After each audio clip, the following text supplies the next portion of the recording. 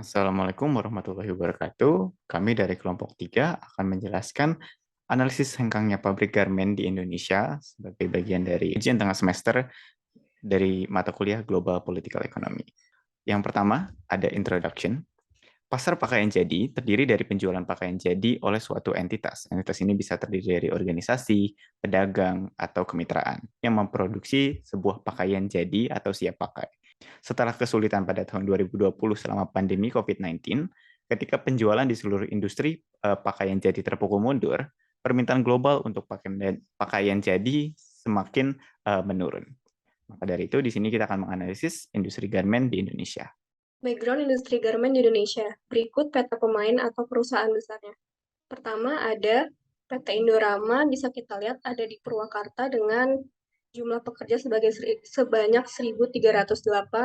PT Sri Rezeki Ismani atau Sritex itu berlokasi di Solo dengan jumlah pekerja sebanyak 17.186. PT Trusula Tekstil berletak di Cimahi dengan pekerja sebanyak 987 orang. Lalu ada PT Pan Brothers Tbk yang memiliki pekerja sebanyak 32.825 orang dan berletak di Tangerang. Lalu ada PT Eratex Jaya Tbk yang berletak di Probolinggo dan memiliki karyawan sebanyak 6.810 orang. Kondisi industri saat ini berdasarkan data perselisihan hubungan industrial menurut Dinas Provinsi dan Kabupaten atau Kota per semester 2022 ada 4.155 buruh yang sudah di PHK. Namun jika mengacu data BWI-ILO, Lembaga Kemitraan Kerjasama Organisasi Buruh PBB, sudah ada 47.539 karyawan di Jawa Barat yang di PHK. Angka itu melonjak lagi jika menurut data sementara Apindo yang melaporkan ada 73.644 orang yang sudah di PHK di Jawa Barat. Karena polemik Rusia Ukraina dan efek perang tersebut itu membuat konsumsi masyarakat Eropa dan Amerika Serikat menjadi lesu. Tetapi Kementerian Perindustrian memperkirakan industri garmen bisa dapat tumbuh lagi di level 10,44% pada paruh pertama 2022. Pertumbuhan itu didorong dari lonjakan permintaan pada Ramadan 2022. Direktur Industri Tekstil, Kulit, dan Alas Kaki Kemenperin, Elis Masitoh, mencatat volume produksi industri pakaian dapat tumbuh 10,44% secara tahunan pada kuartal 1 2022. Namun demikian, volume permintaan industri ini pada Ramadan 2022 baru sekitar 70-75% saja dari masa pra-pandemi COVID-19. Selanjutnya untuk kondisi pasar internasional sektor garmen, yang pertama pasar pakaian jadi global tumbuh dari 551 US dollar pada tahun 2021 menjadi 606 US dollar pada tahun 2002 dengan tingkat pertumbuhan tahunan gabungan sebesar 9,9%. Menurut perkiraan industri, pasar retail pakaian jadi dunia diperkirakan akan menikmati pertumbuhan 7,6 sampai 8,6% pada 2021 sampai 2022. Namun, laju pertumbuhan tahunan akan melambat menjadi 4,0 sampai 5,7% selama 2022 sampai 2024 dan turun lagi menjadi 3,8 sampai 4,6% selama 2025 sampai 2026. Dan yang kedua, pandemi COVID-19 telah bertindak sebagai pengekangan besar-besaran di pasar manufaktur pakaian jadi pada tahun 2021 karena rantai pasokan terganggu karena pembatasan perdagangan dan konsumsi menurun karena lockdown yang diberlakukan oleh pemerintah secara global. Ekspor barang dagangan dunia dari barang-barang manufaktur dipengaruhi oleh pandemi COVID-19 pada tahun 2020. Pakaian mengalami penurunan 9,1% pada tahun 2020, sementara tekstil mengalami peningkatan yang kuat sebesar 16% karena permintaan akan alat pelindung diri. Selanjutnya, selama pandemi, bisnis pakaian formal dan pakaian olahraga terpukul karena perilaku konsumen beralih ke pengadaan barang-barang penting dan menghindari pengeluaran diskresioner karena tingkat pengangguran yang lebih tinggi dan kebutuhan konsumen yang lebih rendah. Yang selanjutnya ada perang Rusia dan Ukraina yang mengganggu peluang ekonomi global dari pandemi COVID-19, setidaknya dalam jangka pendek. Perang antara kedua negara ini telah menyebabkan sanksi ekonomi di banyak negara, lonjakan harga komoditas, dan gangguan rantai pasokan yang mempengaruhi banyak pasar di seluruh dunia. Selanjutnya, mengingat PDB per kapita dan ukuran populasi, China dan Amerika Serikat akan tetap menjadi dua pasar retail pakaian terbesar di dunia tanpa pesaing terdekat. Selanjutnya, belanja online telah berkembang, orang membeli lebih banyak dan lebih banyak melalui internet. Pada tahun 2020, penjualan e-commerce secara global melonjak menjadi 4,2 US dolar dan tren global berlanjut pada tahun 2021, menyebabkan penjualan online mencapai puncaknya dengan perkiraan 2,14 miliar pembeli online di seluruh dunia dan pendapatan 4,9 triliun US dollar. Selanjutnya ada negara tujuan ekspor Indonesia. Yang pertamanya itu ada Amerika Serikat, yang kedua ada Jepang, Jerman, Korea Selatan, Inggris, dan Australia. Yang selanjutnya posisi dagang Indonesia. Arus liberasi perdagangan pada hampir semua komoditas membuat posisi perdagangan internasional Indonesia tertekan. Kinerja perdagangan produksi industri Indonesia dengan beberapa negara mitra utama menunjukkan defisit yang tinggi, diantaranya dengan Australia, Cina, Jepang, dan Korea Selatan. Di tingkat ASEAN, Indonesia baru beranjak surplus setelah beberapa tahun sebelumnya defisit.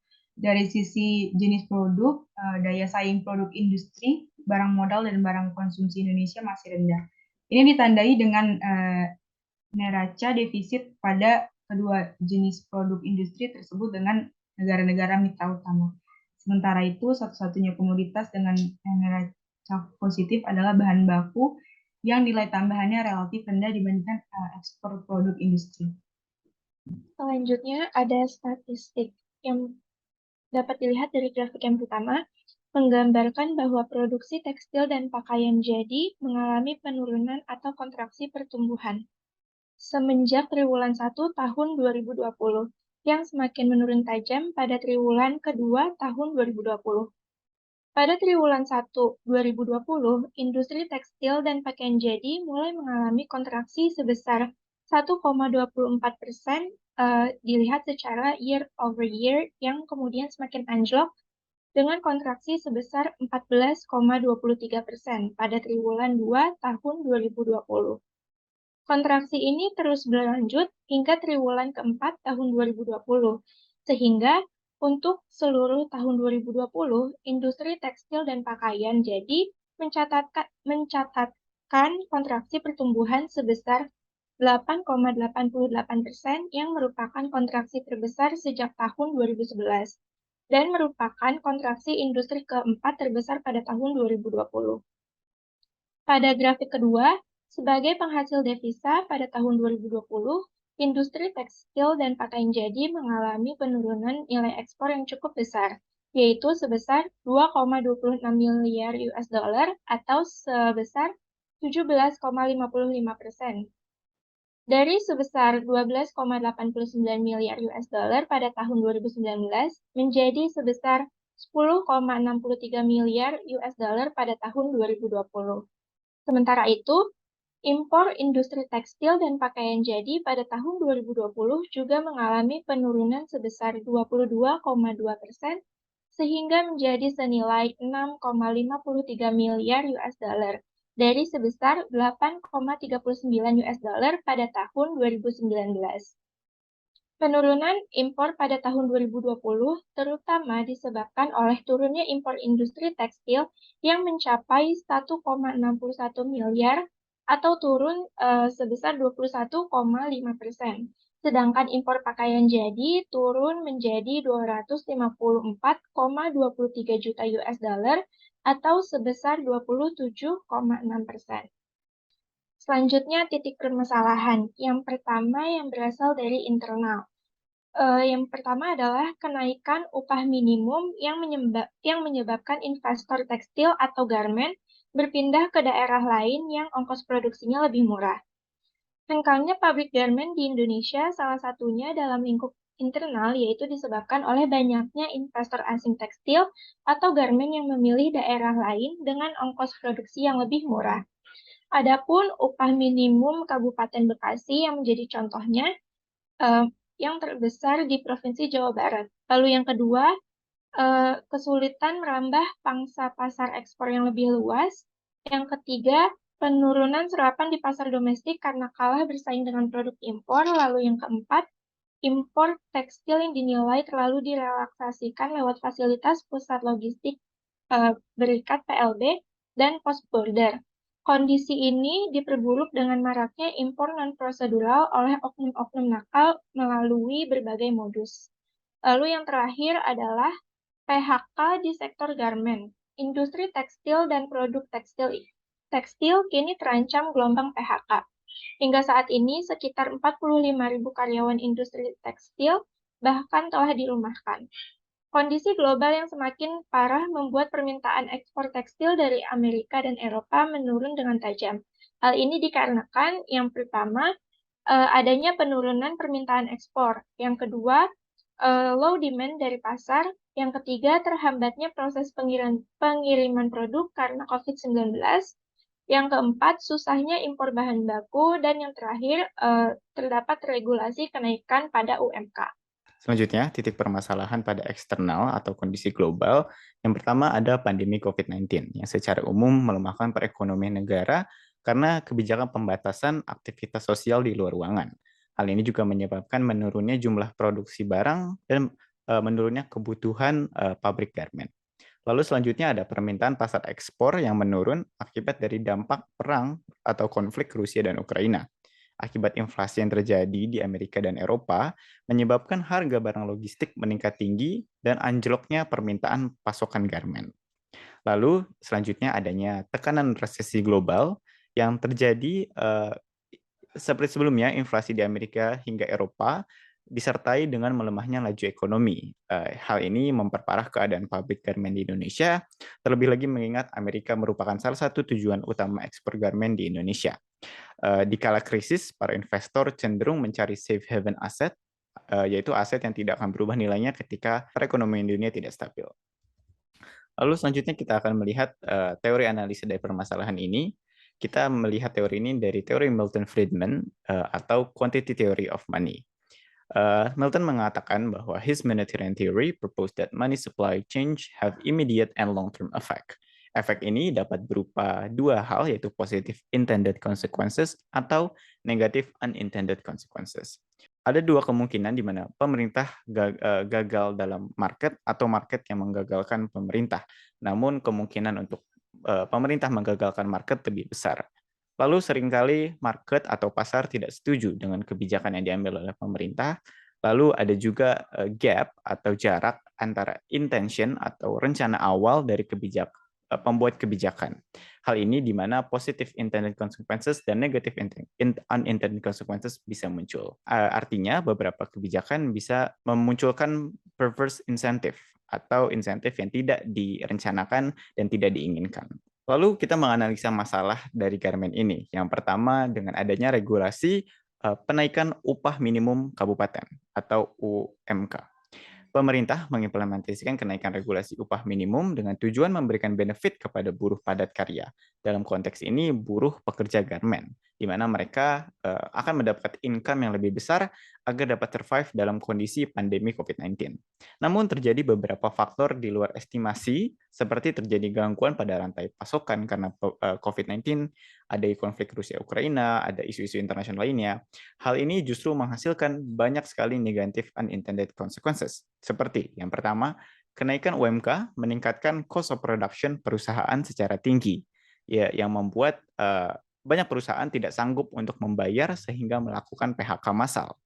Lalu yang kedua, dengan meningkatnya UMK, perusahaan lebih meminat untuk membayar karyawan dengan kemampuan yang lebih tinggi, yang dirasa sepadan dengan gaji yang diberikan.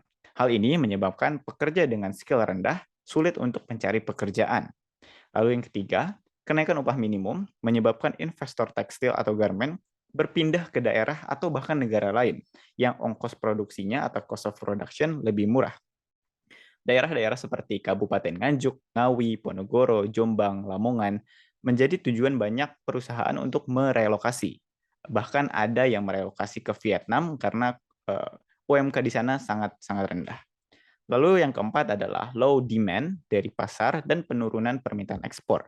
Hal ini sebelumnya dijelaskan terjadi karena adanya inflasi dari Amerika hingga Eropa, melemahnya laju ekonomi. Lalu yang kelima ada pandemi COVID-19 yang tentunya menghambat banyak hal dari proses pengiriman ekspor produk jadi terhambat karena pandemi menyebabkan banyak produk yang masih tertahan di distributor dan tidak sampai di negaranya. Maka dari itu, negative unintended consequences memiliki dampak yang lebih besar daripada positive intended consequences. Kenapa?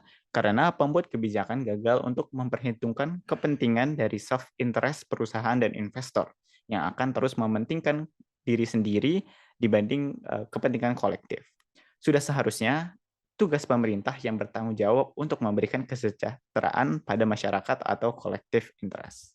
Selanjutnya adalah kesimpulan. Di tengah kondisi industri garmen Indonesia yang saat ini sedang mengalami berbagai macam tantangan ekonomi baik dari dalam maupun luar negeri, seperti terjadi pandemi COVID-19 dan perang Rusia-Ukraina yang sangat berpengaruh kepada kondisi ekonomi dunia. Kelompok kami melakukan analisis terhadap hengkangnya pabrik garmen dan kami menemukan penyebab-penyebab yang mengakibatkan hengkangnya pabrik garmen di Indonesia.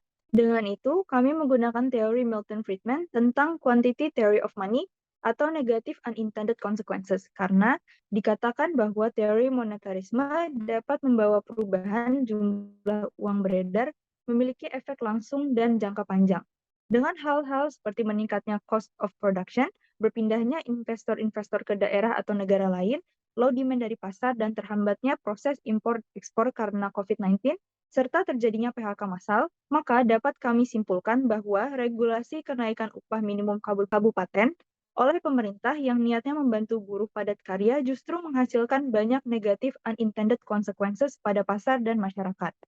Namun, melihat kondisi saat ini, status quo menyatakan bahwa pasar pakaian jadi global akan tetap tumbuh pada tahun 2021 hingga pertumbuhan tahunan gabungan sebesar 9,9%. Menurut perkiraan industri, pasar retail pakaian jadi dunia diperkirakan akan menikmati pertumbuhan 7,6% hingga 8,6% pada tahun 2021 hingga 2022 dan kembali normal pada pertengahan tahun 2023. Selanjutnya adalah saran.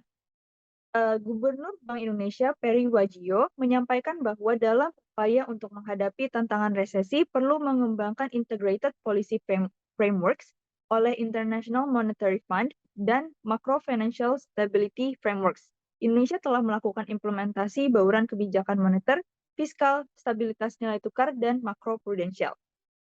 Yang pertama, kebijakan moneter, yaitu untuk memastikan stabilitas harga dan membatasi kejadian dan durasi ketidakstabilan makroekonomi dan keuangan. Selanjutnya, kebijakan fiskal, untuk memastikan kesinambungan fiskal dan meredam fluktuasi siklus. Keberlanjutan fiskal menstabilkan ekspektasi dan mengurangi sensitivitas ekonomi terhadap perubahan kondisi keuangan global. Keuangan publik yang berkelanjutan menangkis kekhawatiran dominasi fiskal atas kebijakan moneter, membantu menopang ekspektasi inflasi, dan juga mempertahankan kepercayaan investor asing. Yang ketiga ada makroprudensial. Ia melengkapi kebijakan moneter dan fiskal sebagai elemen integral dari Macro Financial Stability Frameworks.